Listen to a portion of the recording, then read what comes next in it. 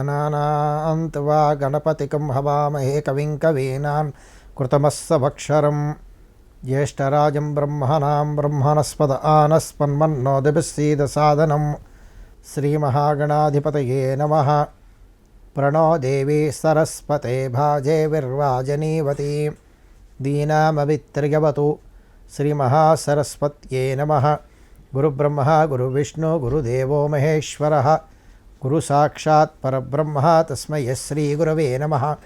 सद्गुरुदेवताभ्यो नमः। श्रीपादवल्लभनृसिंह सरस्वती श्रीगुरुदत्तात्रेयस्वामिने नमो नमः।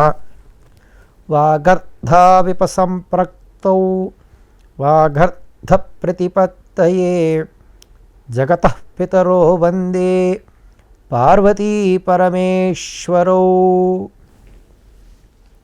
సభకు నమస్కారము. మనం గత 23 రోజుల నుంచి వశిష్ఠ మహాముని జనక మహారాజుతో చెప్పినటువంటి కార్తీక మాస మహత్యములో భాగంగా నిన్నటి వరకు అయోధ్యను పరిపాలించినటువంటి పురంజయ మహారాజు యుద్ధములు చేయటము, ఇతర 4 దేశపు రాజులతో కాంబోజ దేశపు రాజుతో యుద్ధం చేయటం, విష్ణుమూర్తిని సేవించి ఆ యుద్ధంలో విజయం సాధించటము, అప్పటి నుంచి విష్ణు భక్తిని పెంపొందించుకుంటూ విష్ణువుని ఆరాధిస్తూ చివరకు మరణించిన తర్వాత కూడా విష్ణులోకానికి వెళ్ళారు అని చెప్పి సాక్షాత్తు ఆత్రి మహాముని అగస్త్యునితో చెప్పుతున్నటువంటి కార్తీక మాసములో 23వ రోజు అధ్యాయాన్ని పూర్తి చేసుకున్నాం. ఈరోజు ఈ వశిష్ఠ మహాముని జనక మహారాజుతో ఇంకా కార్తీక మాసము యొక్క విశిష్టత గురించి, ద్వాదశి రోజు ఏ విధంగా నియమ నిబంధనలు పాటించాలి అనేటువంటి విషయాల గురించి కూడా చెప్పుకుంటూ అంబరీషుడు గురించి కూడా చెప్పటం చేస్తున్నారు. ఆత్రి మహర్షి అగస్త్యునితో కార్తీక మాస వివరములన్నీ చెబుతున్నారు. ఇంకా వివరాలు చెబుతాను వినండి అని చెప్పి ఆత్రి మహాముని అగస్త్యునితో చెప్తున్నారు. ఓ మహర్షి, కార్తీక మాసము చాలా గొప్పదని, ఈ నెల రోజులు చేసే ధర్మకార్యములు ఏవైతే ఉంటాయో ఆ ధర్మకార్యముల వల్ల పొందేటువంటి పుణ్యాన్ని ఎంత అని చెప్పటం కుదరదని, అలాగే గంగా, గోదావరి, కృష్ణ మొదలైనటువంటి పుణ్యనదుల్లో స్నానం చేస్తే సూర్యగ్రహణ, చంద్రగ్రహణ సమయాలలో చేసినటువంటి స్నానాల వల్ల, చేసినటువంటి ధర్మకార్యాల వల్ల వచ్చేటువంటి పుణ్యం కన్నా కార్తీక మాసములో అత్యధికమైనటువంటి పుణ్యం కలుగుతుందిట అని ఈ ఆత్రి మహర్షి అగస్త్యునితో చెబుతూ వస్తున్నటువంటి సమయంలో ఈ అగస్త్యుడు అడుగుతున్నాడు, కార్తీక మాసములో శుద్ధ ద్వాదశి ఉంది కదా, ఏకాదశి మర్నాడు, ఆ ద్వాదశి యొక్క ఫలితం ఏదైనా ఉంటే చెప్పవలసింది అని చెప్పి అడుగుతున్నారట. అప్పుడు ఈ ఆత్రి మహర్షి ఇలా చెప్తున్నారట, కార్తీక శుద్ధ ద్వాదశిని హరిబోధిని ద్వాదశి అని అంటారు. ఆ రోజున ఏ పుణ్యకార్యము చేసినా 1,000,000 రెట్లు ఫలితం కలుగుతుంది. చూడండి, ఏకాదశి నాడు ఉపవాసముండి ద్వాదశి గడియలలో దానము, దీపము, ఏ పుణ్యకార్యము చేసినా, ఏ ధర్మకార్యము చేసినా 1,000,000 రెట్లు ఎక్కువ ఫలితాన్ని పొందుతారట. అదే పాపకార్యం చేస్తే అది కూడా 1,000,000 రెట్లు ఫలం పాపఫలం ఇస్తుంది. ఈ రోజున ఒక్క మనిషికి అన్నదానం చేస్తే, కడుపు నిండా అన్నం పెడితే 1,000,000 మందికి అన్నం పెట్టినటువంటి ఫలితం. ఒక మెతుకు ఎక్కడైనా దొంగలించి తిన్నాడు అనుకోండి, 1,000,000 మెతుకులు దొంగలించిన పాపం వస్తుంది. అంటే పుణ్యం చేస్తే 1,000,000 రెట్లు పుణ్యం, పాపం చేస్తే 1,000,000 రెట్లు పాపం. ద్వాదశి నాడు ఏదైనా ఒక దొంగతనం చేశాడు, 1,000,000 రెట్లు దొంగతనం ఫలితం. ఏదైనా ఒక పుణ్యకార్యం చేశాడు, ఎవరికైనా అన్నం పెట్టో, లేకపోతే ఏదైనా గో పూజ చేసో, లేకపోతే ఒక దీపారాధన చేస్తేనో, లేదా ఒక దీపదానం చేస్తేనో, ఇలా ఏమి చేసినా 1,000,000 రెట్లు ఫలితాన్ని కలుగుతుంది. అంతటి మహిత్యం కలిగినటువంటిది ఈ ద్వాదశి. ఏకాదశి రోజు పూర్తిగా ఉపవాసం ఉండి, ద్వాదశి రోజు పారణ చెయ్యాలి. పారణ అంటే ఏమిటి? అసలు ఉపవాసం ఏ విధంగా ఉండాలి? మనకి అసలు ఉపవాసము అంటే ఏమిటో కూడా తెలియదు. చాలామంది ఏమంటే గురువారం ఉపవాసం ఉంటాం, శనివారం ఉపవాసం ఉంటాం, ఒక పూటే భోజనం చేస్తాం అని చాలామంది చెప్తూ ఉంటారు. సాయంత్రం అయ్యేటప్పటికి, అంటే మేము చాలామంది ఇళ్లల్లో చాలామంది యొక్క మాటలలో తెలుసుకున్న విషయం ఇది. గురువారం నాడు ఉపవాసం ఉన్నారు, లేకపోతే శనివారం ఉపవాసం ఉన్నారు. ఆ రోజు పొద్దున్నుంచి ఇంటి ఇల్లాలు ఏమండి దేవుడి దగ్గర కొబ్బరికాయ కొడితే సాయంత్రం పచ్చడికి పనికొస్తుంది. దేవునికి భక్తితో కొబ్బరికాయ కొట్టట్లా, సాయంత్రం పచ్చట్లోకి కొబ్బరికాయ కావాలి కాబట్టి పొద్దున దేవుడి దగ్గర కొబ్బరికాయ కొట్టాలి. ఏదో ఆ రోజు వారికి కావలసిన ఆహార పదార్థం పొద్దున పూట ఏదో వండుకు తినేస్తారు. ఇక 11 గంటల నుంచి రాత్రి ఉపవాసం కదా, పూరీలు చేయాలా, దోశలు వేసుకోవాలా, గారెలు వేసుకోవాలా అంటే తినటాని కోసమే ఉపవాసం. ఈ యొక్క టిఫిన్లు పలహారములు చేయడం కోసమే ఉపవాసం. దాని మీదే ఎక్కువ ప్రేమ, దాని మీద జిహ్వ. న్యాయంగా మాట్లాడితే భోజనం చేసేటప్పుడు మనిషికి ఒక అద్దపావు బియ్యం చొప్పున అన్నం వండుకొని ఒక కూర ఒక పచ్చడో ఏదో వేసుకు తింటామేమో. అదే ఉపవాసం అని పేరు చెప్పి భక్తుల్ని కించపరచడం కాదు, చేస్తున్నటువంటి తప్పు గురించి చెప్తున్నాను. కనీసం 1-2 డజన్లు ఇడ్లీలు, 1 డజన్ దోశలు, లేకపోతే పూరీలు, మితంగా ఆహారం అన్నమాట. అసలు ఉపవాసం అంటే ఏమిటి? దేవునికి దగ్గరగా నివసించటాన్ని ఉపవాసము అంటారు. మన కావలసిన ఎక్కడా కూడా కడుపు మార్చుకుని పూజలు చెయ్యమని ఏ దేవుడు చెప్పడు. అలాగని పీకల దాకా తిని ఆ త్రేణుపులు వస్తూ ఉంటే దేవుని యందు మనస్సు కేంద్రీకరణ ఎలా కుదురుతుంది? కుదరదు. ఎలా ఉండాలి? ఏదో మితంగా ఆహారం తీసుకోవాలి. ఏదో ఏకాదశి నాడు ఉపవాసం చేయమన్నారు. ఏకాదశి నాడు ఉపవాసం చేయమంటే న్యాయంగా పచ్చి మంచినీళ్ళు కూడా తీసుకోకుండా దేవుని యొక్క నామస్మరణతో నారాయణ నారాయణ నారాయణ అనుకుంటూనో, ఏ పని చేస్తున్నా విష్ణువా విష్ణు విష్ణు విష్ణు అనుకుంటూనో, హరి హరి అనుకుంటూనో, ఏదో ఒక నామముతో ఆ రోజంతా కూడా ఏకాదశి ఎన్ని గడియలు ఉంటుందో అన్ని గడియలలోనూ ఆ యొక్క విష్ణుమూర్తి యొక్క నామస్మరణ చేసుకుంటూ తన దినచర్యలు ఉంటాయి కదా, ఉద్యోగ వ్యాపారాలు ఏవైతే ఉంటాయో ఆ ఉద్యోగ వ్యాపారాలన్నీ కూడా సక్రమంగా నిర్వర్తిస్తూ, చేసేటువంటి ఉద్యోగం కూడా విష్ణుమూర్తిని తలుచుకుంటూనే చేయాలి, చేసేటువంటి వ్యాపారం కూడా విష్ణుమూర్తిని తలుచుకుంటూనే చేయాలి. అలా చేసి మరణాడు ద్వాదశి ఎన్ని గడియలలో ఉంటుందో అన్ని గడియలలోపు మళ్ళా తన యొక్క దేవునికి సంబంధించినటువంటి పూజా కార్యక్రమాలన్నీ కూడా నిర్వర్తించుకుని దాన ధర్మాలు చేసుకుని ద్వాదశి వెళ్ళిపోకుండా భోజనం చెయ్యాలి. దీన్ని ఏకాదశి వ్రతము అని కూడా అంటాం. ఇలా నెలకి 2 ఏకాదశులు వస్తాయి. శుద్ధ ఏకాదశి, బహుళ ఏకాదశి. సంవత్సరంలో 24 ఏకాదశులు. ఎవరైతే ఒక సంవత్సరంలో 24 ఏకాదశులు ఉపవాస దీక్ష చేసి ఏకాదశి వ్రతం చేస్తారో వారికి సకల ఐశ్వర్యాలు, సకల భోగభాగ్యాలు సాక్షాత్తు ఆ విష్ణుమూర్తే ఇస్తాడు.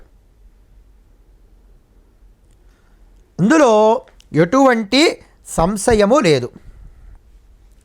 ఒకవేళ తెల్లారే లేచేటప్పటికి ద్వాదశి తక్కువ గడియలే ఉన్నాయి, ఆ గడియలలోపే పూజా కార్యక్రమాలన్నీ పూర్తి చేసుకుని భోజనం చేసి తీరవలెను. ద్వాదశి వెళ్ళిన తర్వాత భోజనం చేస్తానంటే అది పనికి రాదు, చెయ్యకూడదు.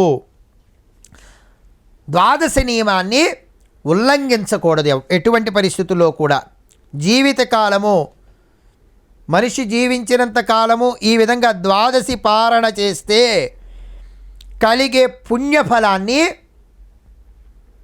లెక్కించటము సాక్షాత్తు విష్ణుమూర్తికే కాలేదు, ఆదిశేషుడికి కాలేదు, సాధ్యం కాలేదు. లెక్కి పెడదామంటే ఎంత పుణ్యం వస్తుందో లెక్కిద్దామంటే సాక్షాత్తు ఆ 1000 తలలు ఉన్నటువంటి ఆదిశేషుడికే కాలేదుట. ఇందుకు ఉదాహరణగా ఒక చిన్న కథ చెప్పుకుందాం. ఎందుకంటే ఎవరైనా ఇలా వ్రతాన్ని చేసి ఈ వ్రతాన్ని పాటించి ఏదైనా ఫలితం పొందారు అని చెప్పటానికి ఒక తార్కాణం గనక మనకు దొరికినట్లయితే మనకి నమ్మకం కలుగుతుంది ఈ కలియుగంలో. అటువంటి కథ ఒకటి చూద్దాం. పూర్వము అంబరీషుడు అనేటువంటి వాడు ఒక రాజు. ఈ రాజు చాలా విష్ణు భక్తుడు, గొప్ప విష్ణు భక్తుట. అంబరీషుడు అనేటువంటి రాజు గొప్ప విష్ణు భక్తుడు. ప్రతిరోజు కూడా విష్ణునామస్మరణ లేకుండా ఎటువంటి కార్యక్రమములు చేసేవాడు కాదు. అయితే ప్రజలందరినీ కూడా ధర్మ మార్గములో ఆ యొక్క పరిపాలన చేస్తూ ఉండేవాడు. అనుక్షణము విష్ణునామస్మరణతో కాలం గడుపుతున్నాడు. ఒకరోజు నాడు ఈ యొక్క ఏకాదశి రోజు వ్రత నియమం కొద్దీ ఉపవాసం ఉండి మర్నాడు ద్వాదశి రోజు నాడు పారణ చెయ్యాలి అని చెప్పి తలుచుకుంటూ ఎప్పట్లాగే ఏకాదశి అంతా ఉపవాసం ఉన్నాడు. మర్నాడు ద్వాదశి పారణ చేయడానికి అంతా సిద్ధం చేసుకున్నాడు. అసలు ద్వాదశి పారణ చేయాలనేటువంటి వారు ఎవరికైనా అతిథులకి కాస్త ఇంత అన్నదానం చేసుకుని తాను కూడా ఆ ప్రసాదాన్ని తీసుకుంటే ఎంతో పుణ్యం. అలా ఈ అంబరీషుడు రాజు కూడా ప్రతి ద్వాదశి రోజు ఎవరికో ఒకళ్ళకి ఆ సమయంలో వచ్చిన వారికి భోజనం పెడుతూ ఉన్నాడు. అలా భోజనం పెడుతూ తన జీవితాన్ని గడుపుతున్నటువంటి సమయంలో ఒకరోజు ఉపవాసం ఉన్నాడు. ఏకాదశి రోజు మర్నాడు ద్వాదశి వచ్చింది. ఆ ద్వాదశి రోజు నాడు కావలసినటువంటివన్నిటినీ కూడా సమకూర్చుని సిద్ధం చేసుకున్నాడు. ద్వాదశి గడియలు వెళ్ళిపోకుండా పారణ చెయ్యాలి అని సంకల్పించుకున్నాడు. అయితే పూజా కార్యక్రమాలన్నీ కూడా ముగించుకునేటప్పటికీ ఇంతలో అకస్మాత్తుగా దూర్వాస మహాముని ఆ యొక్క రాజ్యానికి వచ్చి అంబరీషుని దగ్గరికి వెళతారు. ఈ దూర్వాస మహాముని మహాతపశ్శక్తిశాలివంతుడు, ఎన్నో తపస్సులు చేశాడు, ఎంతో శక్తిని కలిగి ఉన్నాడు ఆ దూర్వాసుడు. అలాంటి దూర్వాసుడే అతిథిగా వచ్చేటప్పటికీ ఎంతో సంతోషించినటువంటి అంబరీషుడు మహర్షికి ఎదురు వెళ్ళి స్వాగతం పలికి కాళ్ళు కడుగి ఆ కడిగినటువంటి కాళ్ళ నుంచి వచ్చినటువంటి నీళ్లను తన శిరస్సున జల్లుకొని చేయవలసినటువంటి ఉపచారములన్నీ చేస్తున్నారు. ఇవాళ మన ఇంటికి ఎవరైనా వస్తే ఇవాటి సంస్కృతిలో వాళ్ళు కాళ్ళు కూడా కడుక్కోలేనటువంటి పరిస్థితి. అసలు మనం బయటికి వెళ్ళి ఇంటికి వచ్చినటువంటి వారు, మన ఇళ్లల్లో మనమైనా మన ఇంటికి వచ్చేటువంటి బంధువులైనా సరే బయట కాళ్ళు కడుక్కుని ఇంట్లోకి రావాలి. మనం ఎక్కడెక్కడికి వెళ్ళామో తెలియదు, ఏమేమి దాటుతున్నామో తెలియదు, ఏమేమి తొక్కుతున్నామో తెలియదు. ఇటువంటి దోషాలన్నీ పోవటం కోసం తప్పనిసరిగా కాళ్ళు కడుక్కునే ఇంటిలోనికి ప్రవేశించాలి అని ఒక నియమం ఉంది మనకి. ఇవాటి రోజుల్లో ఈ కరోనా వచ్చిన తర్వాత అందరము మళ్ళా పూర్వపు సాంప్రదాయాల్లోకి వెడుతున్నాం. ఏంటి, బయటికి వెళ్ళి వస్తే ఇంట్లోకి వచ్చేటప్పుడు స్నానం చేసి వెళ్ళాలి. కాళ్ళు కడుక్కోవడమే కాదు, చక్కగా స్నానం కూడా చేయాలి. ఉతికిన బట్టలు కట్టుకోవాలి, ఆ బట్టలు తడిపేసేయాలి. ఇలా పూర్వపు సాంప్రదాయంలో ఉన్న నియమాలన్నిటినీ కూడా మనం ఉల్లంఘించేసాం. మనం రోడ్డు మీద పెడుతున్నాం. ఏదో ఎవరో వాళ్ళకి దిష్టి తీసినటువంటిదో, ఎవరికైనా అనారోగ్యవంతులకు దిష్టి తీసినదో, లేకపోతే వ్యాపార సంస్థలకి దిష్టి తీసిందో నిమ్మకాయ రోడ్డు మీద విసురుతారు. ఆ నిమ్మకాయని మనం తొక్కుతాం. దానివల్ల ఆ అనారోగ్యవంతుడికి తీసినటువంటి దిష్టి తీసినటువంటి నిమ్మకాయ తొక్కటం వల్ల ఆ దోషమంతా కూడా మన కాలి ద్వారా మన శరీరానికి ప్రవేశించి మనకు కూడా అనారోగ్య సూచనలు, అనారోగ్య బాధలు కలిగేటువంటి అవకాశం ఏర్పడుతున్నాం. అలా తొక్కిన మరి రోడ్డు మీద వెళ్ళేటప్పుడు చూసుకోకుండా తొక్కాం, చూసుకోకుండా మన వాహనం దాని మీద నుంచి వెళ్ళింది. మరి అప్పుడు ఏం చేయాలి? మనం కనీసం కాళ్ళు కడుక్కునన్నా లోపలికి వస్తే ఆ తొక్కిన యొక్క దోషం పోయి మనం మన ఇంట్లో ఉన్నటువంటి వారికి కూడా ఆరోగ్యాన్ని ఇచ్చిన వాళ్ళం అవుతాం.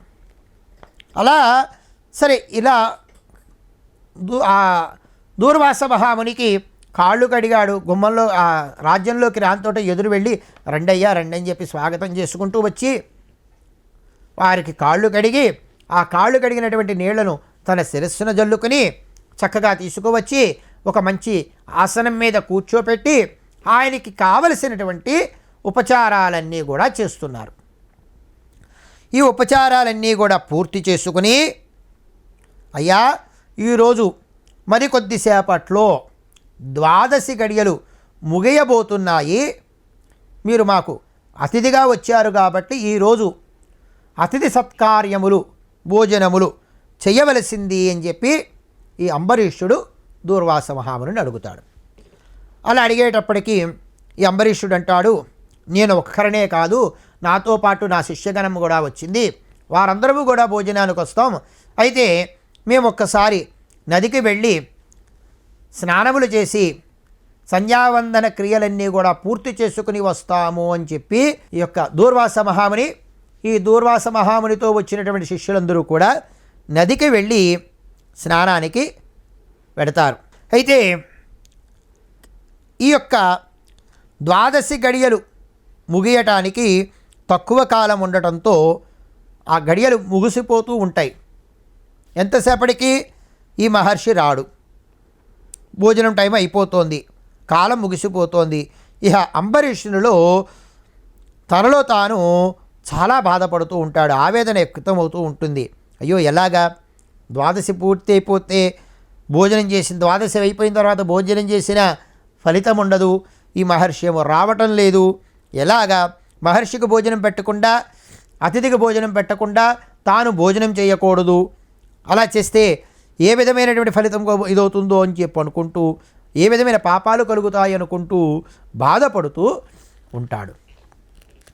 హరిభక్తి పరిత్యాగో 12 త్యాగతో భవేతు యతో సుపోషితో భూయోత్కృత్వా సమ్యగుణపోషణం పూర్వం 12 సంఖ్యాకే పురుషో హరివాసరే పాపముల్లంఘేన పాపాతు నైనయుజ్యం మనీషినా.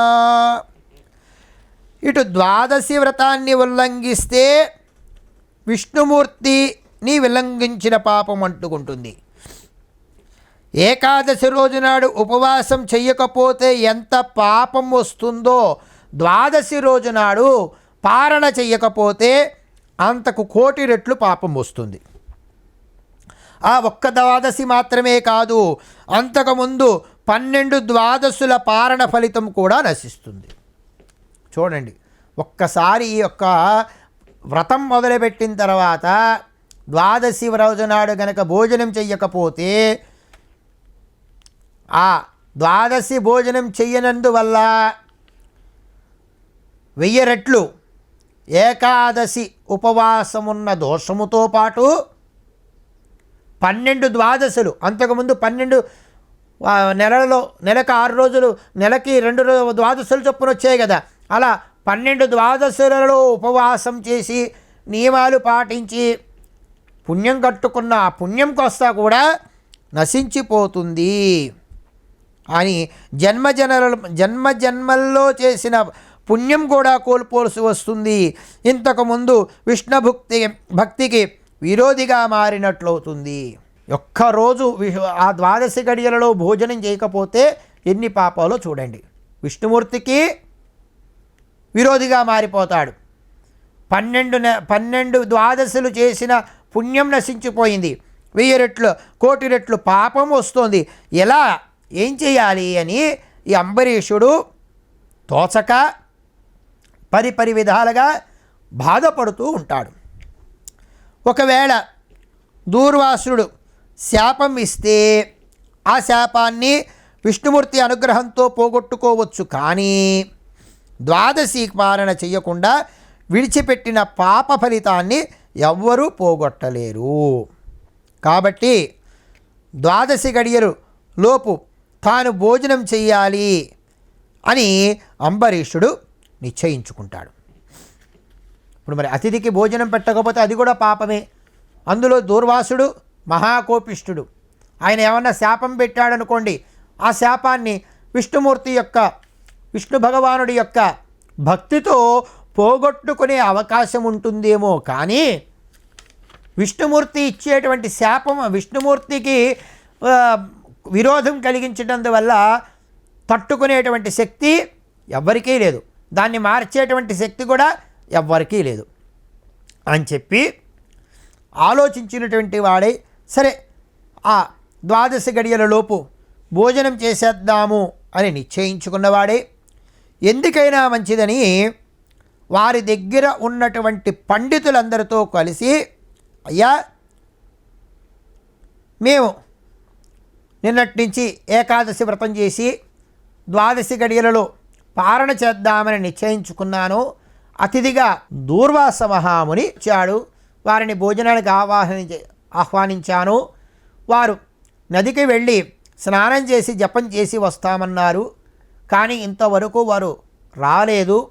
మరి ద్వాదశి గడియలు వెళ్ళిపోతున్నాయి కాబట్టి నేను ఏం చెయ్యాలి అని ఆ పండితులందరితో కూడా అడగగా, ఆ పండితులు చెప్తున్నారట, ఓ మహారాజా, సర్వేశ్వరుడైనటువంటి భగవంతుడు అన్ని ప్రాణుల్లోనూ జఠరాగ్ని రూపంలో ఉంటాడు. ఆ జఠరాగ్ని ప్రాణవాయువు చేత మరింతగా వృద్ధి చెందుతూ ఉంటుంది. దీనివల్ల అన్ని ప్రాణులకు ఆకలి అనేటువంటిది ఏర్పడుతుంది. ఇలా ఏర్పడిన ఆకలిని అన్నం తినడం వల్ల శాంతింపచేయాలి. చూడండి, మనకు శరీరంలో జఠరాగ్ని ఉంటుంది. ఆ జఠరాగ్ని సాక్షాత్తు భగవంతుని యొక్క రూపమే. మనకు ఆకలి వేస్తుందన్నప్పుడు ఏదైనా ఆహారం తింటే ఆ ఆకలి మంట చల్లారుతుంది. అదే ఆ మంట చల్లారకలేదనుకో, ఎన్నో రకాలైనటువంటి విషపూరితమైనటువంటి లోపల వాయువులు ఏర్పడిపోయే అవకాశం ఉంటుంది. మనం కూడా చూడండి, ఆకలో అని కడుపులో ఆకలి వేస్తుందనుకోండి, ఏ పని చేయలేం, ఏది చదవలేం, ఏది వినలేం. అందువల్ల ఈ జఠరాగ్నిని శాంతపరచాలి. దేంతో? ఆహారంతో శాంతపరచాలి. అలా ఏర్పరిస్తే ఆ అన్నం తీసుకుంటే ఆ ఆకలి తీరుతుంది, ప్రాణము నిలబడుతూ ఉంటుంది. ఇలా ఏర్పడినటువంటి ఆకలిని అన్నం తీసుకోవడంతో లేదా ఆహారం తీసుకోవడం ద్వారా శాంతింపచేయాలి. ఇది అన్ని జీవులకి సాధారణ లక్షణము. ప్రాణులు తీసుకునేటువంటి ఆహార పదార్థాలను వాళ్ళల్లో జఠరాగ్ని రూపంలో ఉండేటువంటి అగ్నిదేవుడు స్వీకరిస్తాడు.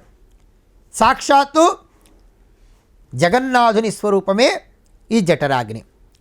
అధస్వపాకం శూద్రం వా నస్య సత్నాగతం శుభం అతిక్రమస్య నభుజంతి గృహమేత్యతిథిం నిజం. ఇంటికి వచ్చిన వారు తక్కువ జాతికి చెందిన వారైనా సరే అతిథిని వదిలిపెట్టి యజమాని భోజనం చెయ్యకూడదు. అలాంటిది నీ ఇంటికి వచ్చిన వాళ్ళెవరు? మహాతపశ్శక్తి కలిగినటువంటి దూర్వాస మహాముని. ఆయన్ని వదిలిపెట్టి భోజనం చేస్తే ఇంకా పాపం కలుగుతుంది. కోపిష్టి అయినటువంటి దూర్వాసుడు శపిస్తాడనేటువంటి భయం కన్నా శాస్త్రాన్ని పాటించటమే చాలా ముఖ్యము. బ్రాహ్మణ అతిథిని విడిచిపెట్టి భోజనం చేయటం వల్ల వచ్చే పాపానికి ప్రాయశ్చిత్తం లేదు. కాబట్టి ఖచ్చితంగా ఏం చెయ్యాలో నిర్ణయించి చెప్పటం మాకు సాధ్యం కావటం లేదు అని పండితులు చెప్తున్నారు. చూడండి, మరి పండితులను అడిగాడు కదా, దూర్వాస మహాముని రాలేదయ్యా, మరి ద్వాదశి గడిలు వెళ్ళిపోతున్నాయి, ఏం చేయమంటారు అని చెప్పి పండితులను అడిగితే పండితులందరూ కూడా చెప్తున్నటువంటి విషయం, రాజా, మన శరీరంలో, మానవ శరీరంలో, ప్రతి జీవి శరీరంలో జఠరాగ్ని ఉంటుంది. ఆ జఠరాగ్ని సాక్షాత్తు ఆ యొక్క దేవుని యొక్క స్వరూపమే. దాంట్లో అగ్ని ఉంటుంది. ఆ అగ్ని ఎవరు? జగన్నాథుని యొక్క స్వరూపమే. ఈ అగ్ని చల్లపడాలి అంటే ఆహారం తీసుకోవాలి, అప్పుడు ఆ జఠరాగ్ని శాంతపడుతుంది. కానీ అలా ఆహారం తీసుకోవాలి నిజమే, కానీ ఇంటికి వచ్చినటువంటి అతిథికి వారు ఎలాంటి వారైనా సరే, ఏ జాతి వారైనా సరే, ఏ కులం వారైనా సరే, ఆ సమయంలో భోజనం చేసే సమయంలో ఇంటికి వస్తే వారికి భోజనం పెట్టకుండా మనం భోజనం చెయ్యకూడదు. అలాంటిది నీ దగ్గరికి వచ్చింది ఎవరు? సాక్షాత్తు మహాతపస్శాలైనటువంటి దూర్వాస మహాముని. ఆయన అసలే కోపిష్ఠుడు. ఆయన ఏదైనా శాపం ఇచ్చాడంటే అది ఆ శాపాన్ని తొలగించుకోవడానికి మార్గం అనేటువంటిది ఉండదు కదా. అందువల్ల అందులో బ్రాహ్మణుడికి భోజనం పెడతానని చెప్పి అతనికి భోజనం పెట్టకుండా మనం తినేస్తే మరింత పాపం కలుగుతుంది కదా.